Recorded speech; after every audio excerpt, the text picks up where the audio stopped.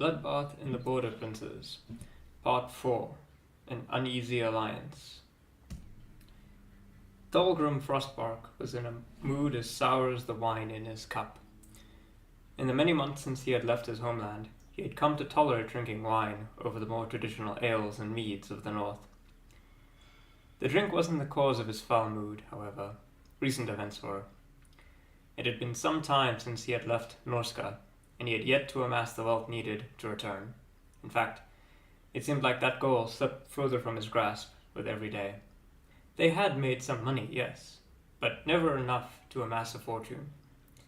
Recent business in Talia had ended badly, forcing Thulgrim and his party to flee to the more barren land of the Border Princes. It was more sparsely populated, true, but also more dangerous. Frostbark hoped that would mean more pay, but so far their efforts amounted to some small gold, defending villages from strange beastmen. He was distracted by cheers and laughter outside. Floki, a new recruit that they had picked up in Talia, was being celebrated in the camp. In their last battle, a skirmish really, with some strange rat-like beastmen, Floki, who rode with a light horse, hurled a javelin that sent an entire horde of the beastmen to flight. In their haste, they had dropped their looted treasure. Frostbark had returned the loot, although he was far from happy about it. The beastmen had not even put up much of a fight. As Frostbark reached for his drink, he heard the soft sounds of footsteps behind him, and he turned and saw a very strange beastman, like the ones that they had fought, and he instantly reached for his axe. He was about to hurl it at the fiend when it begged for its life. "Stay, keep your axe. I friend. I bring take message." Frostbark raised an eyebrow and carefully took the proffered yellow scroll. It was written in very scribbly writing, almost as if the hand who had done it had been unaccustomed to it. He could make out some of the message, though, and it intrigued him. "An alliance, you say?" Skitterspit paced nervously as he waited for his scouts to return from their mission. With an alliance secured with the fearsome manlings, Skitterspit thought of the warlord of Festerspike and their commands. He would have to return with something to show for his efforts. He also thought back to the other scheme in his mind. A strange rat had shown up at his camp one day. It smelled awful, like a dead thing, but it carried a message for Skitterspit, promising much rewards if Skitterspit could deliver slaves to a nearby place. At first, the skaven was going to ignore the missive, but then the slave rat provided some small offerings of gold, and this proved enough to turn his attention to a scheme.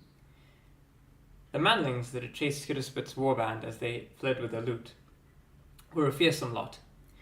If Skitterspit could convince them to work together, perhaps they could use the Northlings to batter their way into one of their larger towns, and capture some slaves, of course. That way he could appease both of his employers and, of course, make a tidy profit for himself. He now watched their scouts return from their mission to the small village of Arnalos. They looked worse for wear and a little bit jumpy, and of course it made Skitterspit even more nervous. "Found seen, were you? What news can you tell say?" The scouts had indeed been discovered. A young boy who had awoken from a nightmare had spotted the skaven as they crept into the village. His cries were enough to rouse his family, who in turn roused some of the others. Skitterspit cursed as he gradually began to see lights in the village go on. He had promised the human warlord an easy target, and now it appeared that a militia would be roused to fight their raid in the dead of night.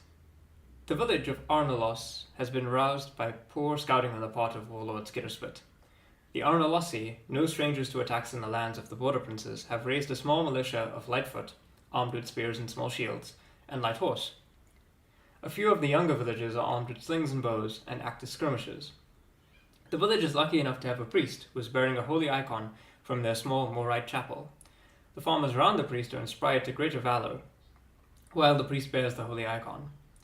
They are gathered on the southern side of their village, anchoring themselves around some of their more outlying houses. Arrayed against them is the alliance of Frostbark and Skitterspit. Frostbark had only been able to bring his fastest troops, such was the urgency of their attack, and thus showed up with his personal huscarls and his light horsemen.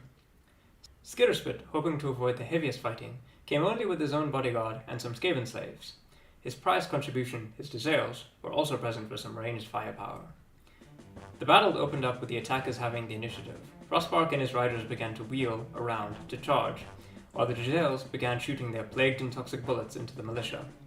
In a shocking display of courage, the village light cavalry, more suited to delivering messages than combat, countercharged the riders and halted them with no casualties to either side. The Skaven shied away from direct combat, still hoping the Northmen would be more aggressive in combat. To their credit, they were about to be. Shouting oaths to their gods, the Marauder cavalry hurled their javelins into a militia unit, sending them to flight and opening up a gap in the line. Floki, now more respected than the unit, was urging them on, and the riders forced another unit, a militia cavalry, to flee as well. As order began to break down in the militia lines, units began to flee into each other, causing further panic and disorder. The Skaven, however, were having a worse time.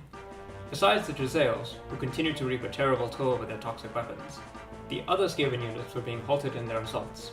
Skitterspit failed to materialize the breakthrough that Frostbark had begun. Most vital of all, however, was the Priest of Mor, Father Nikolai. Despite being well into middle age, he continued to shout and praise the militia, exhorting them to greater feats. When some of the units started to rout, it was Nikolai who picked up the holy icon of Mor and surged forward himself. The farmers around him, inspired by his zeal, began to coalesce around him, reforming their lines. When the raiders failed to push their breakthrough and the sun began to rise, they broke off their assault and skulked back into the woods. There would be more raids, and definitely more pillaging, but for now, Arnalos was saved.